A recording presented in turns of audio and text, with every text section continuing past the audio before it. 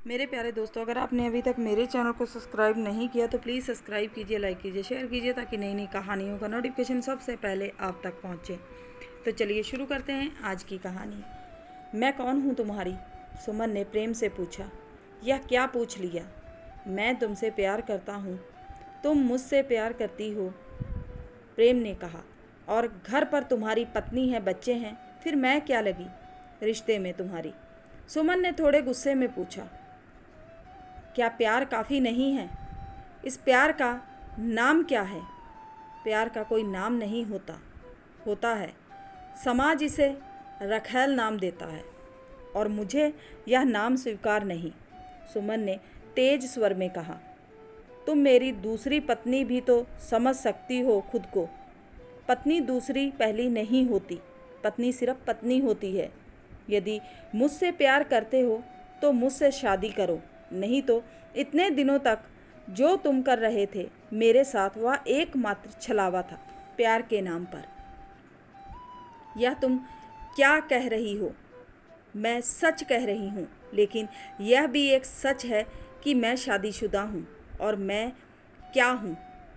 प्रेम चुप रहा, उससे जवाब देते ना बना। यह उसकी गलती थी कि वह शादीशुदा होकर भी दूसरी स्त्री के चक्कर में पड़ गया। वह घर परिवार वाला व्यक्ति है, वह दूसरी शादी कैसे कर सकता है? उसके बच्चे क्या सोचेंगे? लोग क्या कहेंगे? उसे स्त्री लोलुप लंपट शुरू में तो सब अच्छा लगा, घूमना फिरना, प्यार भरी बातें करना आदि।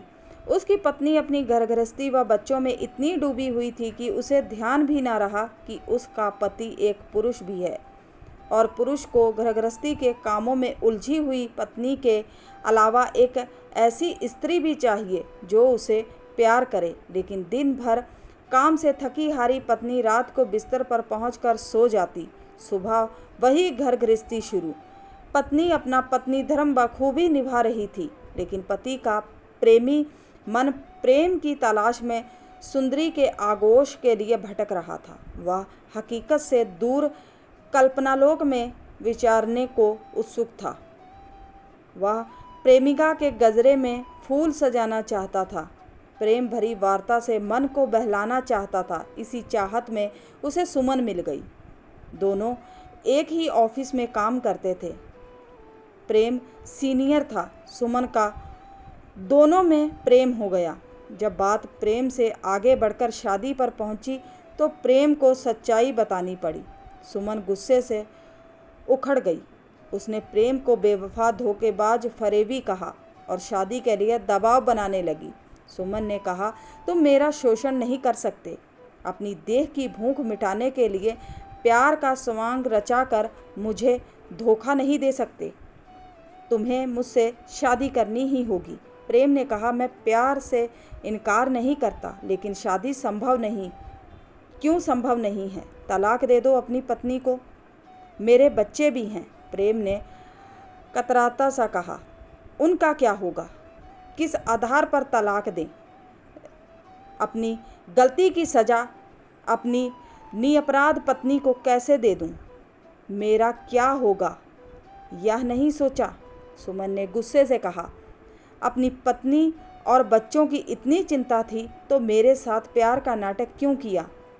अगर तुमने मुझसे शादी नहीं की तो इसका अंजाम ठीक नहीं होगा। मैं जहर खाकर जान दे दूंगी। तुम्हारे खिलाफ शारीरिक शोषण की रिपोर्ट करूंगी।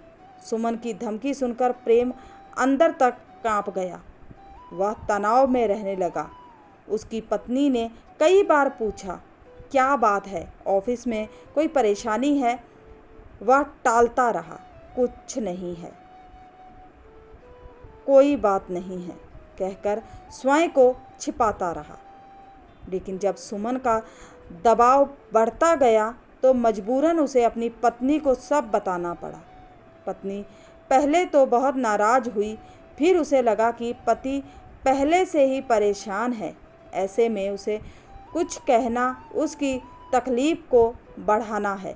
खुद परेशान होकर पति को परेशान करने से अच्छा है कि समस्या का समाधान तलाशा जाए। उसने पति से कहा, तुम्हें तलाक चाहिए तो मैं दे दूंगी। अब गलती की है तो भुगतना तो पड़ेगा ही आपको। सोचना चाहिए कि आप शादीशुदा हैं। ऐसे में थाना कचहरी होने से बदनामी होगी, बच्चों पर गलत असर पड़ेगा। बहरहाल तुम चिंता मत करो। उससे कहो कि तुम तलाक के लिए राज़ी हो। प्रेम की आंखों में आंसू छलक पड़े। वह अपनी पत्नी से लिपट गया। सुमन को जब प्रेम ने बताया कि उसकी पत्नी तलाक देने को राजी है तो वह खुशी से फूली नहीं समाई। लेकिन प्रेम का मुरझाया चेहरा देखकर वह बोली, तुम खुश नहीं हो। कोई गलती करके खुश कैसे रह सकता है? मेरा तुमसे शादी करना प्रायश्चित है और मेरे इस गुनाह की सज़ा मेरी पत्नी सहर्ष भोगने को तैयार है। मेरे लिए इससे बड़ी खुशी की बात और क्या हो सकती है? तुम अपनी पत्नी पर गर्व कर सकते हो, लेकिन मेरे प्रेम का कोई मोल नहीं तुम्हारी नज़र में। मैं तुमसे प्रेम करता हूँ, लेकिन शादी मैं बदनामी से बचने के लिए कर रहा हूँ। मैं नहीं चाहता कि मेरी बदनामी के कारण मेरे बच्चों के भविष्य पर खराब असर पड़े। अब भी अपनी बीवी की पड़ी है। मैं तुम्हारे लिए कुछ भी नहीं। यदि तुम मेरे लिए कुछ नहीं होती तो अपनी पत्नी से तलाक लेने के लिए क्यों कहता? क्यों तुमसे शादी करने को राजी होता? यदि तुम मुझसे शादी करने में ही अपनी जीत समझती हो, प्यार को पाना समझती हो, तो मैं राज़ी हूँ। तुम डर कर मुझसे शादी कर रहे हो। तुमने डराया तो डरना पड़ा। तो तुम स्वेच्छा से दिल से शादी को राजी नहीं हो। नहीं, तुम्हारी शादी करने की वजह यह है कि मैं तुम्हें अपने शोषण का जिम्मेदार मान रही हूँ। हाँ, यदि मैंने अपने आप को नुकसान पहुँचा लिया और तुम फंस गए तो तुम्हारी बदनामी तुम्हारे परिवार को सामाजिक रूप से नुकसान पहुँचाएगी। हाँ, इसलिए तुम्हारी पत्नी ने तुम्हें आज़ाद कर दिया कि जाओ जो मर्जी करो, लेकिन मेरे बच्चों पर तुम्हारे कर्मों का असर ना पड़े। यही समझ लो। मुझे तुम्हारी पत्नी की भीख के रूप में अपना प्रेम नहीं चाहिए। तुम प्यार में छीनना, मिटाना, लुटना तो जानती हो ना। मैं तैयार हूँ। बोलो कब करनी है शादी? यह शादी भी तुम अपने परिवार की सुरक्षा के लिए कर रहे हो। मैंने तुम्हारा शोषण नहीं किया। इसे मेरा बहकना कह लो, लेकिन धोखा मैंने नहीं दिया। मैंने विवाह की मर्यादा रेखा लांघी है। इसकी सज़ा मुझे मिलनी ही चाहिए और तुम्हें इंसाफ। प्रेम ने कहा। बात रुक गई।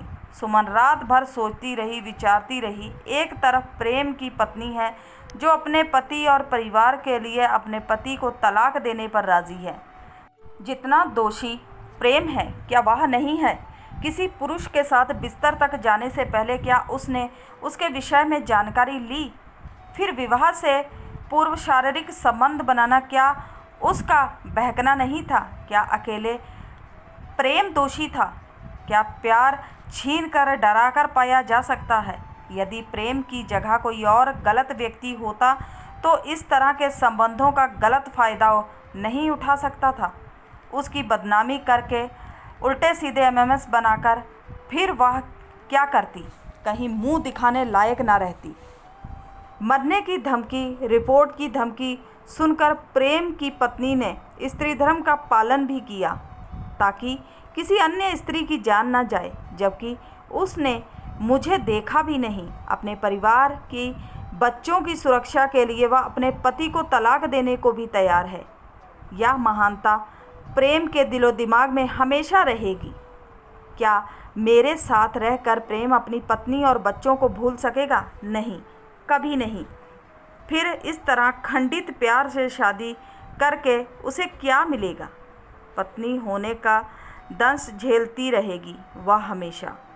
इस भाव से पीड़ित रहेगी कि उसका पति किसी ने उसे उपहार में दिया है।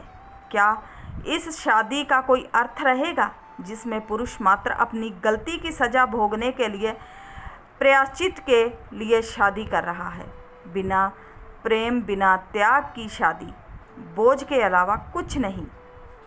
एक गलती वह कर चुकी है, शादीशुदा व्यक्ति से प्रेम करके उससे शादी करना उसकी दूसरी सबसे बड़ी गलती होगी। प्रेम के साथ वह खुद भी जीवन भर पिसती और तड़पती रहेगी। सुमन ने दूसरे दिन प्रेम को अपना निर्णय सुनाया। मैं तुम्हें आज़ाद करती हूँ अपने प्रेम से, अपने आप से। प्रेम ने उसकी तरफ कृतज्ञता के भाव से देखा और अपने परिवार की तरफ लौट गया। सुबह का भूला शाम को घर आ गया और सुमन उन रातों को, उन शामों को भूलने लगी जिनमें घिरकर उसका पूरा जीवन तबाह हो सकता था। उसके साथ कई अनदेखे जीवन भी झुलस सकते थे। तो उम्मीद करते हैं आज की कहानी अच्छी लगी होगी। अच्छी लगी है तो सपोर्ट कीजिए। मिलते हैं किसी नई कहानी के साथ मेरे प्यारे दोस्तों। तब तक के लिए बाय।